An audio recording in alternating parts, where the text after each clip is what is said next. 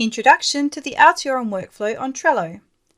Trello is a productivity app, and at Altiorem we use this for our workflow. Trello is made up of a board with a series of lists and cards. The first list is called Q&A and info for volunteers, and this is where you go for all the important information such as announcements. There's a card for some general questions if you have, some manuals and guides, a link to the Altiorem templates, and also examples of completed templates. The next list is new content to sort, and this is for mentors only. So when new content is sent to Altiorem, it lands here, but we need to clean it up a bit first before it's ready for contributors.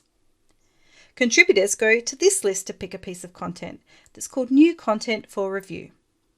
When they find a piece of content that they like, they'll move the card over to the in progress list. In this list is all of the pieces of content that are currently being worked on by contributors.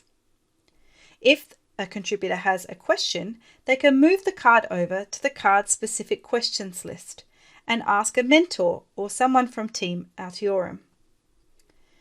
When a contributor has finished their templates, they move the card over to final review. And here a mentor will check through their work and provide feedback.